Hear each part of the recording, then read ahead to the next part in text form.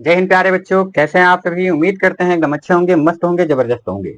प्यारे बच्चों, एक बार फिर से आप सभी का स्वागत करते हैं आपके अपने परिवार ज्ञानलोक बलिया में। तो बच्चों, जैसा कि आप लोगों को पता है कि हम लोगों ने टीसू चैप्टर पढ़ना स्टार्ट किया है और टीसू चैप्टर में हम लोगों ने टीसू के बारे में पढ़ा है कि टीसू क्या होता है, टीसू के टाइप्स कितने होते हैं, यानी प्रकार कितने होते हैं।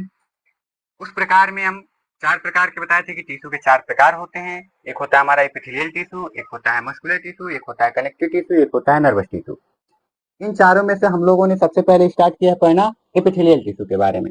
एपिथेलियल टिश्यू के बारे में हम लोग पढ़ चुके हैं कि एपिथेलियल टिश्यू क्या होता है, एपिथेलियल टिश्यू के टाइप्स कितने होते हैं, एपिथेलियल टिश्यू का स्ट्रक्चर कैसा होता है, एपिथेलियल टिश्यू हमारे बॉडी में क्या कार्य करता है, और एपिथेलियल टिश्यू के जो टाइप्स हैं उन टाइप्स को हम लोगों ने पढ़ना स्टार्ट किया है। एपिथेलियल टिश्यू में हमने बताया था कि एपिथेलियल टिश्यू के 2 टाइप्स होते हैं। कितने टाइप्स होते हैं? 2 टाइप्स होते हैं। एक तो हम लोग का सिंपल एपिथेलियल हो जाता है, दूसरा हम लोग का कंपाउंड एपिथेलियल हो जाता है। सिंपल एपिथेलियम के बारे में हम बताए थे कि सिंपल एपिथेलियम हमारे बॉडी में जहाँ पे सिक्रीशन एब्जॉर्प्शन की आवश्यकता होगी, यानी हम कहें तो सिंपल बात में जहाँ पे चीजों को आदान प्रदान करना होगा वहां पे हमारा क्या पाया जाएगा? सिंपल एपिथेलियल पाया जाएगा। कंपाउंड एपिथेलियल जहाँ पे हमारे बॉडी में प्रोटेक्शन की आवश्यकता होती है वहां पे कंपाउंड एपिथेलियल पाया जाता है। सिंपल भाषा में कहे तो जहाँ पे हमारे बॉडी में फ्रिक्शन होता है, यानी हम कहें तो घर्षण होता है जहाँ पे, वहां पे हमारे बॉडी में कंपाउंड एपिथेलियल पाया जाता है। सिंपल एपिथेलियम के हम 6 टाइप्स बताए थे, जिसमें हमारा कौन कौन सा टाइप था? पहला था हम लोग का सिंपल क्यूबॉइड स्क्वायमस एपिथेलियम या फिर स्क्वायमस सिंपल एपिथेलियम हम बोल सकते हैं। दूसरा था क्यूबॉइडल सिंपल एपिथेलियम। तीसरा कॉलमनर सिंपल एपिथेलियम। चौथा हम लोग का सिलिएटेड सिंपल एपिथेलियम। पांचवा ग्लैंडुलर सिंपल एपिथेलियम। छठा pseudo stratified simple epithelium tissue. यानी इस प्रकार से सिंपल एपिथेलियम टिश्यू के कितने टाइप्स हो गए? 6 टाइप्स हो गए। 6 टाइप्स में से हम लोगों ने स्क्वायमस एपिथेलियम के बारे में जान लिया है कि स्क्वायमस एपिथेलियम क्या होता है, उसका हमारे बॉडी में कार्य का क्या होता है, हमारे बॉडी में कहाँ पाया जाता है। दूसरा भी हम पढ़ चुके हैं क्यूबॉइडल एपिथेलियम के बारे में। किसके बारे में? क्यूबॉइडल एपिथेलियम के बारे में। क्यूबॉइडल एपिथेलियम के बारे में भी हम लोग पढ़ चुके हैं कि क्यूबॉइडल एपिथेलियम कैसा स्ट्रक्चर होता है हमारे बॉडी में सॉरी, हमारे बॉडी में उसका कार्य क्या होता है और हमारे बॉडी में मतलब कहाँ पाया जाता है cuboidal epithelium.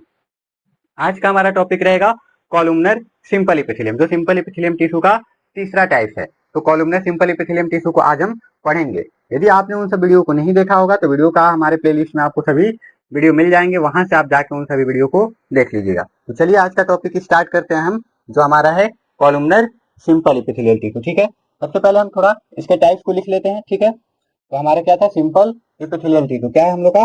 Simple epithelial tissue. ठीक है, simple epithelial tissue, simple epithelial tissue. Short में हम इसे लिखेंगे SET। क्या लिखेंगे शॉर्ट में? SET। और इस सिंपल एपिथेलियल टिश्यू के हम टाइप्स बताए थे आपको। कितने टाइप्स का होता है सिंपल एपिथेलियल टिश्यू? 6 टाइप्स का होता है। पहला कौन था हमारा? स्क्वायमस। इसको भी शॉर्ट में हम लिखते हैं स्क्वायमस सिंपल एपिथेलियल टिश्यू। क्या है?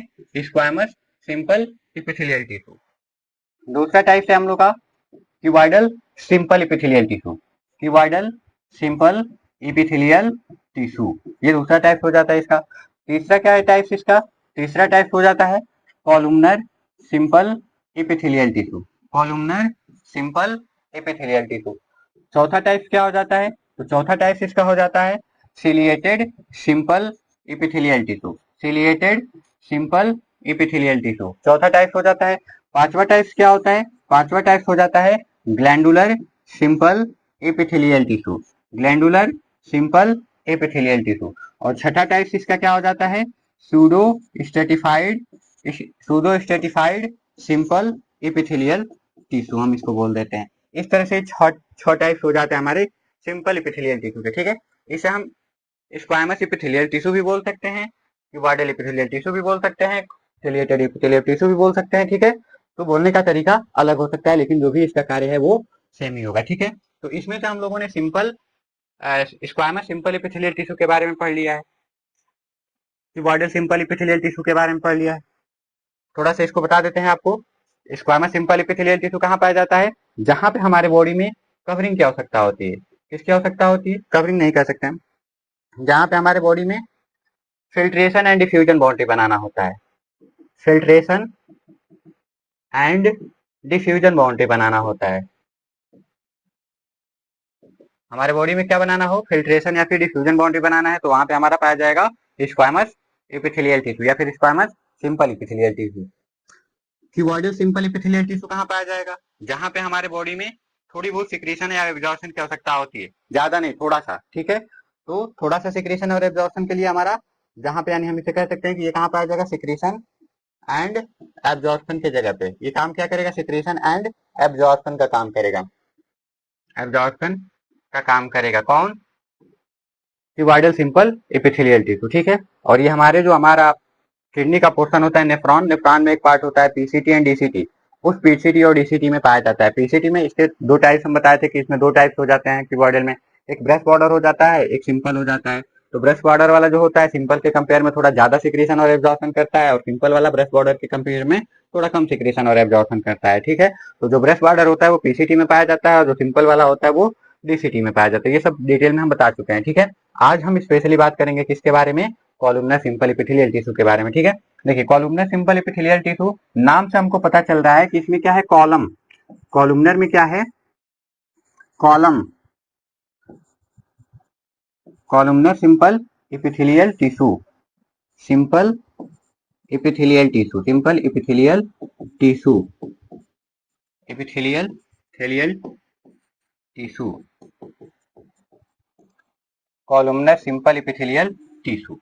हमने कहा कि अगर आपको इसे पहचानना है तो आप इसे कैसे पहचान सकते हैं, इसके नाम से पहचान सकते हैं, ठीक है। नाम में इसके क्या है, कॉलम है, क्या है नाम में इसके, कॉलम है। और कॉलम जैसा स्ट्रक्चर जहां पे हो उसे हम कह सकते हैं कि हमारा क्या है, कॉलमनर सिंपल एपिथेलियल टिश्यू है, ठीक है। समझ में आया। अगर मान लीजिए हमारे बॉडी में कोई कॉलम लाइक स्ट्रक्चर दिख रहा है, सबसे पहले इसका स्ट्रक्चर हम देख लेते हैं कि इसका स्ट्रक्चर कैसा होता है। अगर हमारे बॉडी में कोई स्ट्रक्चर लाइक कॉलम जैसे दिख रहा है, कॉलम जैसे लाइक स्ट्रक्चर दिख रहा है, तो उसे हम क्या कहेंगे, कॉलमनर सिंपल एपिथेलियल टिश्यू कहेंगे, ठीक है। अब कॉलम आपको पता ही है कि कॉलम कैसे कैसे कैसे होते हैं, लंबे लंबे कॉलम होते हैं ऐसे, ठीक है। तो हमारे बॉडी में जहां पे ऐसे सेल पाए जाएंगे उन्हें हम क्या कहेंगे, कॉलमनर एपिथेलियल टिश्यू कहेंगे, कॉलमनर सिंपल एपिथेलियल टिश्यू कहेंगे, क्या कहेंगे, कॉलमनर सिंपल एपिथेलियल टिश्यू कहेंगे। जहां पे हमारे बॉडी में ऐसा स्ट्रक्चर दिखेगा उसे हम क्या कहेंगे, कॉलमनर सिंपल एपिथेलियल टिश्यू। आपको पता है कि ये हमारा क्या होता है, बेसमेंट मेम्ब्रेन हो जाता है, ठीक है। इसे हम क्या बोल देते हैं, बेसमेंट मेम्ब्रेन बोल देते हैं। ये हमारा बेसमेंट मेम्ब्रेन हो जाता है, और इसके नीचे हमारी एक लेयर आ जाती है जिसे हम क्या बोलते हैं, कनेक्टिव टिश्यू बोलते हैं। इसके नीचे एक और लेयर आ जाती है जिसे हम क्या कहते हैं, कनेक्टिव टिश्यू कहते हैं। तो हम कह सकते हैं कि जहां पे हमारा एपिथेलियल टिश्यू पाया जाएगा वहां पे कनेक्टिव टिश्यू हमेशा पाई जाती है। अब कनेक्टिव टिश्यू क्यों, यहाँ पे कनेक्टिव टिश्यू क्यों होता है, कमेंट बॉक्स में कमेंट करिएगा कि इसका मतलब यहाँ पे कनेक्टिव टिश्यू जो होता है वो किस लिए पाया जाता है यहाँ पे, ठीक है। तो ये हमारा क्या है, कॉलमनर एपिथेलियल टिश्यू का ये स्ट्रक्चर है, ठीक है। ये तो हमारा कॉलमनर सेल है, इसे हम क्या कहेंगे, ये हमारा कॉलमनर सेल है, ठीक है। चलिए स्ट्रक्चर इसका समझ में आ गया। अब इसके टाइप्स की हम बात करते हैं कि इसके टाइप्स कितने होते हैं। इसके जो टाइप्स होते हैं इसके भी अगेन दो टाइप्स हो जाते हैं। कितने टाइप्स हो जाते हैं कॉलमनर के, यदि हम कॉलमनर के टाइप्स की बात करें, यानी types of columnar simple epithelial tissue के, तो इसके दो टाइप्स हो जाते हैं, लाइक क्यूबॉइडल एपिथेलियल टिश्यू के। जैसे क्यूबॉइडल एपिथेलियल टिश्यू का दो टाइप्स था, वैसे भी हमारे कॉलमनर एपिथेलियल टिश्यू का भी दो टाइप्स हो जाता है। अब ये दो टाइप्स कौन कौन से होते हैं, पहला टाइप तो हमारा हो जाता है सिंपल, और दूसरा हो जाता है ब्रश बॉर्डर। जैसे सेम टू सेम जैसे क्यूबॉइडल में था वैसे ही सेम कॉपी यहाँ भी होता है, ठीक है। क्यूबॉइडल जैसे कार्य ये भी करता है, ठीक है। इसका भी कार्य क्या होता है, सिक्रेशन एंड एब्जॉर्प्शन का क्या काम करता है, ये भी हमारे बॉडी में क्या काम करता है, सिक्रेशन, सिक्रेशन एंड एब्जॉर्प्शन का, एंड एब्जॉर्प्शन, हमारे बॉडी में इसका काम क्या होता है, सिक्रेशन एंड एब्जॉर्प्शन का काम होता है, किसका, जो कॉलमनर सिंपल एपिथेलियल टिश्यू होता है उसका, ठीक है। तो ये इसके कितने टाइप्स हैं, दो टाइप्स। पहले टाइप्स को हम बोलते हैं सिंपल कॉलमनर एपिथेलियम, क्या बोलेंगे पहले टाइप को, पहले टाइप को हम बोलेंगे simple columnar epithelial tissue, simple columnar, columnar epithelial tissue, simple columnar epithelial tissue, क्या बोल देंगे, सिंपल कॉलमनर एपिथेलियल टिश्यू। ये पहला टाइप हो गया, ठीक है। तो सबसे पहले हम सिंपल कॉलमनर एपिथेलियल टिश्यू के बारे में जान लेते हैं कि सिंपल कॉलमनर एपिथेलियल टिश्यू कैसा होता है। देखिए नाम में इसके क्या है, सिंपल, नाम में क्या है, सिंपल। और जब सिंपल कॉलमनर एपिथेलियल टिश्यू है तो पता ही है कि ये क्या होगा, सिंपल होगा, एकदम साधारण होगा, यानी इसमें इसका जो स्ट्रक्चर होगा वो कुछ खास स्ट्रक्चर नहीं होगा, ठीक है। अब जब जो सिंपल है वो कैसा होगा, सिंपल कॉलमनर एपिथेलियल टिश्यू कैसा होगा, स्ट्रक्चर देखते हैं इसका, लाइक ऐसा ही होगा, ठीक है। सिंपल कॉलमनर एपिथेलियल टिश्यू ऐसा ही होगा, ये हमारा सिंपल कॉलमनर एपिथेलियल टिश्यू हो जाता है, ठीक है। इसका स्ट्रक्चर ऐसे ही होगा, इसके नीचे भी बेसमेंट मेम्ब्रेन होती है। हमने आपको पहले ही बोल दिया कि ऑलवेज हमारे जहाँ पे एपिथेलियल टिश्यू पाया जाएगा, सिर्फ यही एपिथेलियल नहीं, मतलब जैसे कॉलमनर एपिथेलियल ही नहीं, हमारे बॉडी के जितने भी एपिथेलियल टिश्यू के टाइप्स हैं वो सारे एपिथेलियल टिश्यू के पास हमारा कनेक्टिव टिश्यू पाया जाता है। ठीक है, तो ये क्या है हमारा सिंपल है, सिंपल कॉलमनर एपिथेलियल टिश्यू। दूसरा इसका टाइप है, दूसरा टाइप देख लेते हैं, फिर इसके फंक्शन को देखते हैं कि दोनों का कार्य क्या है। दूसरा इसका टाइप हो जाता है, दूसरा brush border simple columnar, brush border simple columnar epithelium, brush border, brush border simple columnar epithelium, brush border simple columnar epithelium, brush border simple columnar epithelial tissue. इसे हम क्या बोल देंगे, brush border simple columnar epithelial tissue. ये इसका दूसरा type हो जाता है, किसका, कॉलमनर एपिथेलियल टिश्यू का दूसरा टाइप हो जाता है। ठीक है, जब इसमें नाम आ गया ब्रश, तो ब्रश से हमारा जो पर डे का काम है ब्रश करना, ठीक है, तो वैसे स्ट्रक्चर से हम याद कर सकते हैं कि इसका जो स्ट्रक्चर है वो कैसा है, लाइक ब्रश जैसा है। ठीक है, ब्रश जैसा कैसा है, अब जैसे मान लीजिए ये हमारी बेसमेंट मेम्ब्रेन है, ठीक है, और बेसमेंट मेम्ब्रेन से हमारा पता है कि सेल अटैच होता है। ठीक है, तो इसका जो अपर वाला पार्ट होता है, सेल का अपर वाला पार्ट होता है, लाइक ऐसे होता है। ठीक है, यानी ऊपर वाले पार्ट में हम कह सकते हैं कि ब्रश जैसा संरचना होता है, ऐसे। अब ऐसे हम देख रहे हैं तो सिंपल सा हमको लग रहा है कि ये क्या है, ब्रश है, क्या है, ब्रश है। ठीक है, तो ऐसा जहां पे स्ट्रक्चर हमारे बॉडी में होगा उसे हम कहेंगे लंबा लंबा हो, और ऊपर ऐसा स्ट्रक्चर हो तो उसे हम क्या कहेंगे, simple columnar, brush border simple columnar epithelium. क्या कहेंगे, brush border simple columnar epithelium बोल देंगे। ठीक है, आपको पता है कि ब्रश बॉर्डर हमारा क्यूबॉइडल में भी आता है, क्यूबॉइडल एपिथेलियम टिश्यू के बारे में हम लोग पढ़े थे, तो ब्रश बॉर्डर क्यूबॉइडल में भी आता है। यानी हमने पहले कहा था कि जैसे क्यूबॉइडल है हमारा, सेम टू सेम वैसा ही है हमारा कॉलमनर, बस थोड़ा सा डिफरेंस है, ज्यादा नहीं, थोड़ा सा डिफरेंस है। डिफरेंस क्या है, हमने बताया था कि क्यूबॉइडल भी क्या करता है, सिक्रीशन एब्जॉर्प्शन करता है। ठीक है, क्यूबॉइडल के भी दो टाइप्स है। ठीक है, दोनों टाइप्स में से एक था सिंपल वाला, वहां भी एक सिंपल था और वहां भी एक ब्रश बॉर्डर था। सिंपल वाला जो था वहां पे वो कम सिक्रीशन और एब्जॉर्प्शन करता था, किसके कंपेयर में, ब्रश बॉर्डर के कंपेयर में। जो ब्रश बॉर्डर था वो ज्यादा सिक्रीशन एब्जॉर्प्शन करता था, किसके कंपेयर में, सिंपल क्यूबॉइडल के कंपेयर में। कॉलमनर एपिथेलियम जो है ये मोर सिक्रीशन एंड एब्जॉर्प्शन करता है, किसके कंपेयर में, क्यूबॉइडल एपिथेलियल के कंपेयर में। इतना बात ध्यान रखिएगा। ठीक है, जो ब्रश कॉलमनर एपिथेलियल टिश्यू है ये क्या करेगा, ज्यादा सिक्रीशन और एब्जॉर्प्शन करता है, किसके कंपेयर में करता है, जो हमारा क्यूबॉइडल सिंपल एपिथेलियल टिश्यू है उसके कंपेयर में इसका जो भी एब्जॉर्प्शन या फिर सिक्रीशन होता है वो ज्यादा होता है, और इसके कंपेयर में कॉलमनर एपिथेलियल के कंपेयर में क्यूबॉइडल एपिथेलियल टिश्यू क्या करता है, कम सिक्रीशन और एब्जॉर्प्शन करता है। ठीक है, कंफ्यूज नहीं होना है, सिंपल सा हमारा बात ध्यान से सुनिएगा कि इसमें दो टाइप्स हैं इसके, मतलब कॉलमनर के भी दो टाइप्स हैं, क्यूबॉइडल के भी दो टाइप्स हैं। तो पहले इन दोनों टाइप्स को हटा दीजिए। ठीक है, अपने माइंड में बैठाइए cuboidal simple epithelium, columnar simple epithelium, दोनों का काम है सिक्रीशन और एब्जॉर्प्शन। क्यूबॉइडल का भी काम है सिक्रीशन, कॉलमनर का भी काम है सिक्रीशन एब्जॉर्प्शन। ठीक है, तो जो क्यूबॉइडल है वो थोड़ा बहुत सिक्रीशन और एब्जॉर्प्शन करता है, हमारे बॉडी में जहाँ पे थोड़ा बहुत सिक्रीशन और एब्जॉर्प्शन की आवश्यकता होती है वहां पे क्यूबॉइडल पाया जाता है, और हमारे बॉडी में जहाँ पे बहुत ज्यादा सिक्रीशन एब्जॉर्प्शन की आवश्यकता होती है वहां पे कॉलमनर पाया जाता है। ठीक है, जैसे अब हमारे नेफ्रॉन में, किडनी वाले पार्ट में नेफ्रॉन जो होता है, नेफ्रॉन में थोड़ा बहुत सिक्रीशन एब्जॉर्प्शन का जरूरत होता है, तो वहां पे हमारे क्यूबॉइडल लाइन होता है। और जहाँ पे जैसे हमारे इंटेस्टाइन की बात करें, हम कहें सीधा डाइजेस्टिव सिस्टम जो होता है हमारा, वहां पे बहुत ज्यादा सिक्रीशन एब्जॉर्प्शन की आवश्यकता होती है, तो वहां पे हमारा कॉलमनर पाया जाता है। इतना बात ध्यान रखिए, कंफ्यूज नहीं होइएगा दोनों में। ठीक है, देखिए अब यहाँ पे हम आपको बता दिए कि ये भी क्या करेगा, सिक्रीशन और एब्जॉर्प्शन करेगा, लेकिन इसके कंपेयर में ये क्या करेगा, ज्यादा सिक्रीशन और एब्जॉर्प्शन करेगा, ज्यादा सिक्रेशन और एब्जॉर्प्शन करेगा, किसके कंपेयर में, सिंपल कॉलमनर के कंपेयर में, किसके कंपेयर में, सिंपल कॉलमनर के कंपेयर में। ठीक है, और ये क्या करेगा, कम। ये जो एरो नीचे की तरफ हम दिखाते हैं इसका मतलब है थोड़ा सा, और जो एरो ऊपर की तरफ दिखाते हैं इसका मतलब है ज्यादा सा। ठीक है, तो इसका मतलब है ये क्या करेगा, कम सिक्रीशन और एब्जॉर्प्शन करेगा, कम सिक्रीशन और एब्जॉर्प्शन करेगा, कौन, सिंपल वाला। ठीक है, अब जब कम सिक्रीशन और एब्जॉर्प्शन करेगा और ये ज्यादा सिक्रीशन एब्जॉर्प्शन करेगा, तो कहाँ हमारे बॉडी में बहुत ज्यादा सिक्रीशन एब्जॉर्प्शन होता है, कहाँ पे थोड़ा बहुत कम सिक्रीशन एब्जॉर्प्शन होता है। तो इसको हम देखते हैं फिगर के माध्यम से। आइए एक फिगर बनाने की प्रयास करते हैं, वहां पे आपको समझाने की कोशिश करते हैं, ताकि जो भी हम बताएं यहाँ पे आपको अच्छे से समझ में आ जाए। ठीक है, पहले तो हम बता दें कि हमारे बॉडी में जो डाइजेस्टिव सिस्टम होता है वहां पे हमारे बॉडी में बहुत ज्यादा सिक्रीशन और एब्जॉर्प्शन की आवश्यकता होती है। ठीक है, तो सबसे पहले हम स्टार्ट करेंगे एक फिगर स्टमक का। फिगर बनाएंगे कि स्टमक का, और स्टमक आप लोग जानते होंगे, सभी लोग स्टमक जानते हैं ना, हिंदी में इसे बोलते हैं हम क्या, आमाशय। क्या बोलते हैं, आमाशय। और आपको पता है कि स्टमक आगे की तरफ कन्वर्ट हो जाता है किसमें, इंटेस्टाइन में। किसमें कन्वर्ट हो जाता है, इंटेस्टाइन में कन्वर्ट हो जाता है स्टमक, ठीक है। यानी ये आगे गया और किसमें कन्वर्ट हो गया, इंटेस्टाइन में कन्वर्ट हो गया। और आपको पता है कि ये कौन सी इंटेस्टाइन है, ये हमारी स्मॉल इंटेस्टाइन हो जाती है, और यहाँ से कन्वर्ट हो जाता है ये फिर लार्ज इंटेस्टाइन में, ठीक है। बस इतना तक क्लियर देते हैं, ठीक है।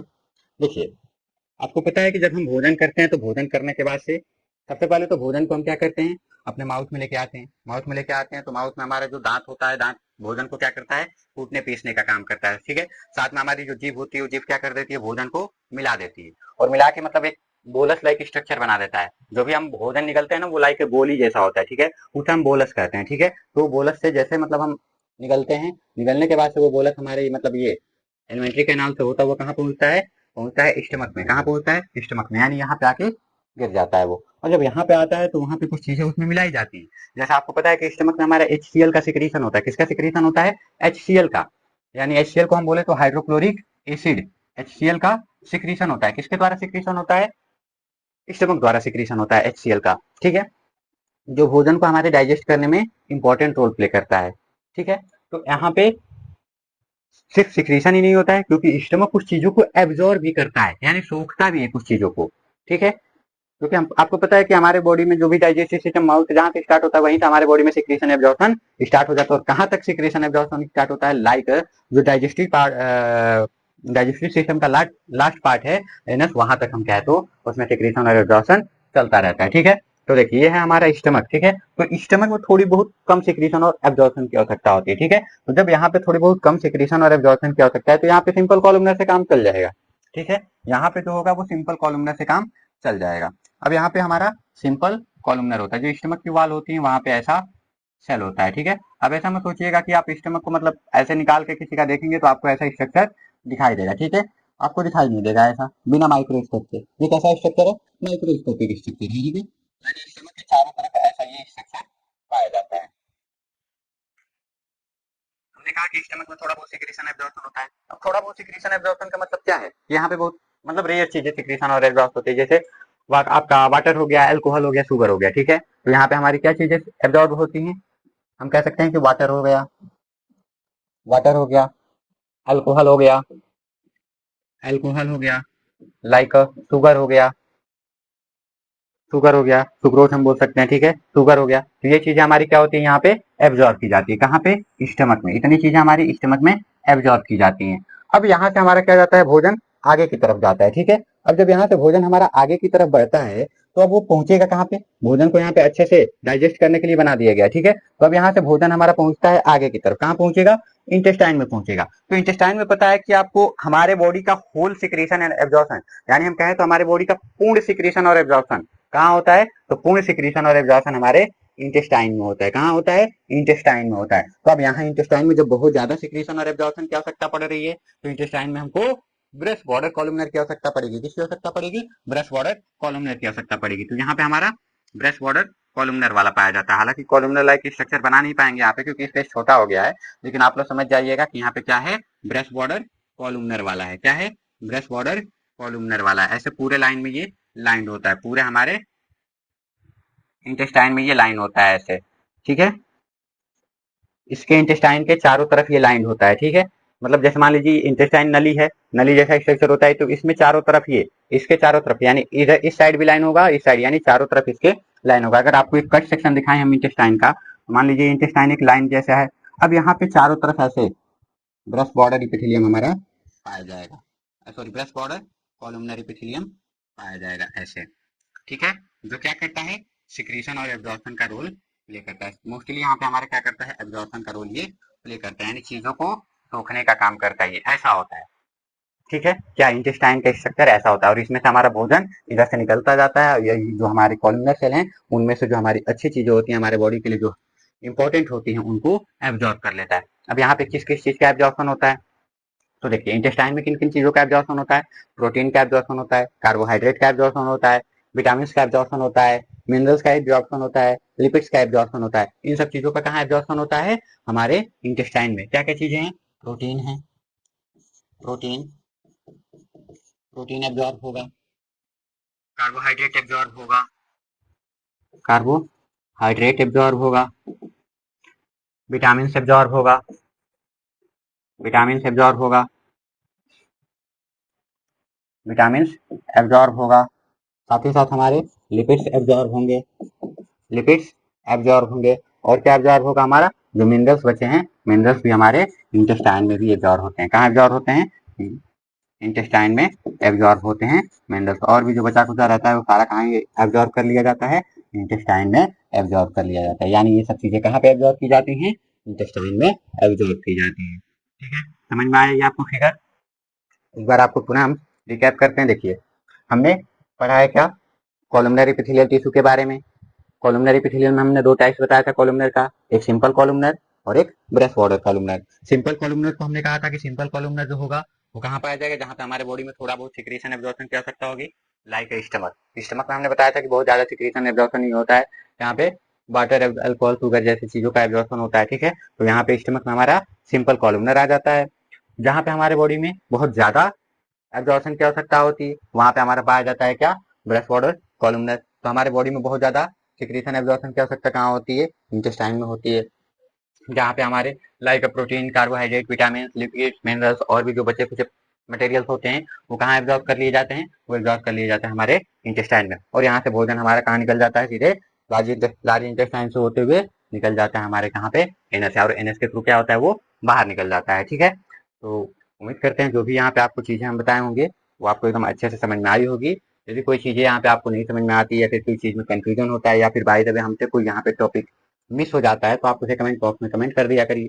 जब नेक्स्ट वीडियो में हम आएंगे तो उन सब चीज़ों को क्लियर करा देंगे। ठीक है, तो मिलते हैं एक नेक्स्ट वीडियो में नए से टॉपिक के साथ।